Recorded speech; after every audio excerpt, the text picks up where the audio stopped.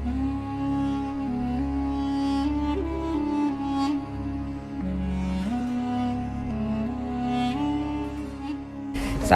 warahmatullahi wabarakatuh. Waalaikumsalam warahmatullahi wabarakatuh. Bismillah, alhamdulillah, wassalatu wassalamu ala rasulillah wa ala alihi wa sahbihi wa mawala.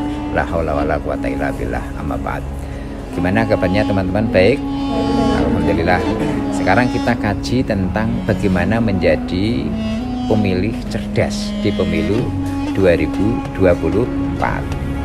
Teman-teman sekalian, kita nanti di Februari 2024 akan melaksanakan pemilihan umum.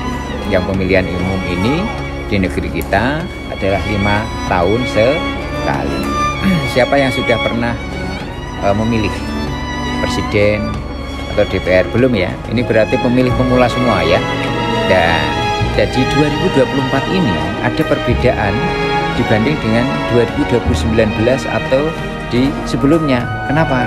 Ternyata data statistik menunjukkan bahwa pemilih pemula di 2024 itu persentasenya lebih dari 51%. Di banyak ini para generasi milenial. Nah, kita tahu bahwa setelah diumumkannya calon tetap presiden, wakil presiden, dan diikuti dengan tahapan saat ini adalah sudah pada tahapan kampanye. Begitu juga dengan di masing-masing wilayah sudah pasang alat peraga pemilu, diantaranya baliho, banner, pamflet dan sebagainya sebagai media sosialisasi untuk propaganda yang eksekutif, presiden, wakil presiden maupun legislatif. Legislatif itu nanti memilih DPR pusat, DPD, Dewan Perwakilan Daerah, DPRD Jawa Tengah atau provinsi yang lain, bisa kabupaten atau kota madya. Maka sebagai generasi yang pertama kali memilih di dalam pemilihan umum ini, jenengan harus cerdas. Maka harus menjadi pemilih yang cerdas. Pemilih yang cerdas itu yang bagaimana? Yang memberikan suaranya sesuai dengan hati nurani. Karena hati nurani tidak pernah membohongi. Ya, sampean kan sudah nggak bisa saya intervensi, sampean harus milih ini. Karena di hati nurani sudah, oh menurut saya antara A, B, C itu saya kok seret yang A, misalnya begitu, atau yang B ataupun yang C, kan begitu. Loh Pak, saya kok dikasih uang, nah, gimana? Nah, nanti kalau ada waktu kita bahas di belakang. Pemilih cerdas itu adalah pemilih yang memilih dan menjatuhkan pilihannya sesuai dengan hati nurani berdasarkan satu, dia sudah survei, sudah googling, searching, rekam jejak siapa yang dipilih, kapabilitas, kredibilitasnya. Kapabilitas itu kaitannya kemampuan, kecerdasan, ya kemampuan misalnya bahasa. Kita kalau punya pemimpin kok pemimpinnya pinter bahasa Arab, bahasa Inggris, kalau misalnya ke luar negeri kan tidak ngisi-ngisi, nggak malu-maluin, kan begitu. Kalau dia bahasanya bagus, mengkomunikasikan visi misinya juga enak. Nah, di sini kita bisa lihat bagaimana visi misi dari masing-masing calon pemimpin, gitu. Rekam jejaknya. Kalau sudah pernah jadi pemimpin, ya bagaimana dia memimpin di tingkat kepemimpinannya yang dulu itu, apakah daerah, apakah nasional dan seterusnya. Kredibilitas kaitannya dengan dia terbebas dari dalam tanda petik masalah tidak, tersandra oleh dosa-dosa tidak. Jangan sampai jadi pemimpin tapi dibayangi oleh banyak kasus, misalnya korupsi, nepotisme dan sebagainya. Sehingga sih mungkin dia dari jeratan hukum. Terus yang ketiga adalah bagaimana dia mensifati kepemimpinan Rasulullah, siddiq, amanah, tabligh, matonah. Siddiq, amanah, tabligh, matonah. Nah, itu paling tidak sebagai pertimbangan panjenengan untuk memilih menjadi pemilih yang cerdas. Ada pertanyaan sampai sini? Silakan, Mbak. Siapa dulu? Silakan. Ya.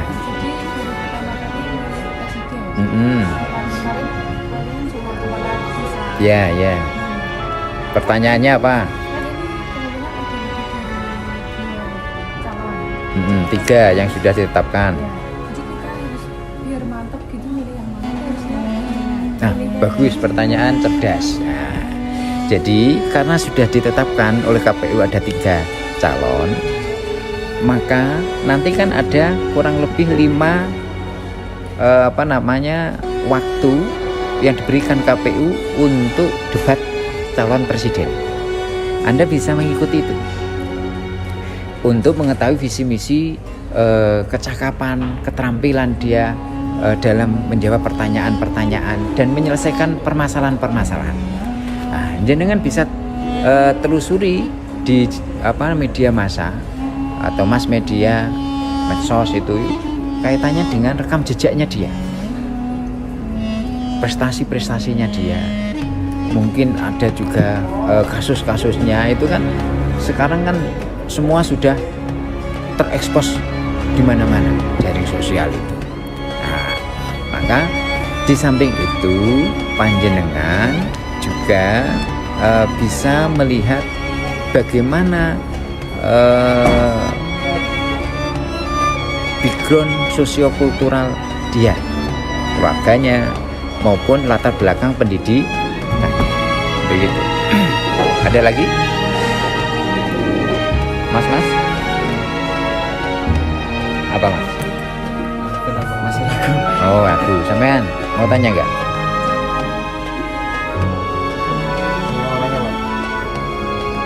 Ya, silakan. Jadi ini Mbak, masa kita milih presidennya apa siapa pemilih gitu kan? Ketika dipilih dia tidak kan udah janji-janjinya bakal gini gitu. Jadi otomatis dia ngasih tanggung jawab, dia punya tanggung jawab gitu.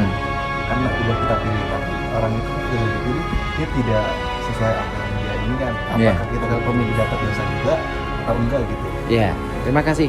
Jangan beli kucing dalam karung. Maksudnya adalah bagaimana biar panjenengan tidak tertipu oleh janji-janji saja. Jenengan kan bisa melihat karakter kepribadian dia. Kalau misalnya yang sudah menduduki jabatan di tingkat kementerian atau gubernur atau wali kota, Anda bisa lihat dari prestasi kerjanya dia. Waktu dulu dia misalnya di bupati, wali kota, gubernur atau di tingkat yang lain, dia kan punya visi misi. Nanti kalau saya jadi ini, maka saya akan melakukan ini. Itu terlaksana tidak? Apakah hanya pinter berretorika, berkata-kata, atau juga dibuktikan dalam bentuk unjuk kerjanya dia, kan begitu? Itu yang jenengan bisa searching di googling, kan begitu. Terus tidak ada dosa pada kalau sampean berdosa itu pada saat bersalah ya, pada saat sampean tidak memilih semuanya, memilih untuk tidak memilih, itu golput tidak boleh. Sebagai kewajiban warga negara yang baik, kita lewat satu hak suara ini bisa merubah keadaan ke depan. Inilah jihad politik. Kalaupun misalnya yang janji-janji itu tidak menepati, itu adalah urusan dia. Nanti kepada masyarakat, warga negara, dan juga kepada Allah. Karena kullukum ra'in wa kullukum mas'ulin an ra'iyati. Setiap pemimpin akan dimintai pertanggungjawaban terhadap apa yang dipimpinnya. Kan begitu. Sehingga kepemimpinan itu idealnya jangan diminta. Kalau diminta itu pasti akan ada udang di balik batu. Tetapi bagaimana, karena memang prasyaratnya kita harus mendaftar misalnya lewat pemilu untuk menjadi satu jabatan, tapi orang terlalu ambisius. Nah, kita ikuti saja administrasinya, terus nanti ada wahyu apa tidak, karena meskipun nanti direkayasa atau tidak, kalau Allah tidak menghendaki jadi, ya tidak jadi. Ada yang lain? Ya. Bagaimana cara kita menyikapi jika ada calon pemimpin yang mungkin ya Pak bisa jadi nanti Politik uang. memberikan uang. Politik uang itu dalam Undang-Undang Pemilu nomor 17 tahun 2017 diancam dengan hukuman pidana kurungan 3 tahun dan denda sampai puluhan juta. Ini perlu diketahui, sehingga KPU Bawaslu berkewajiban mengedukasi, mensosialisasikan kaitannya dengan penyelenggaraan pemilu agar masyarakat semakin cerdas.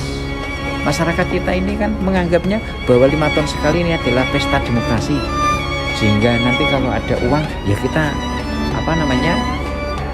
terima kan begitu. Padahal itu bisa masuk ranah hukum pidana kan begitu. Nah, bagaimana dengan ada oknum yang mereka akhirnya nyatanya di masyarakat kita ya sudah rahasia umum, memang beredar politik uang meskipun dilarang. Perspektif Islam ini masuk kategori suap, di mana la'anallahi ala rosi wal murtasi, bahwa orang yang menyuap dan disuap itu dilaknat oleh Allah. Begitu. Nah, bagi ulama-ulama salaf haram.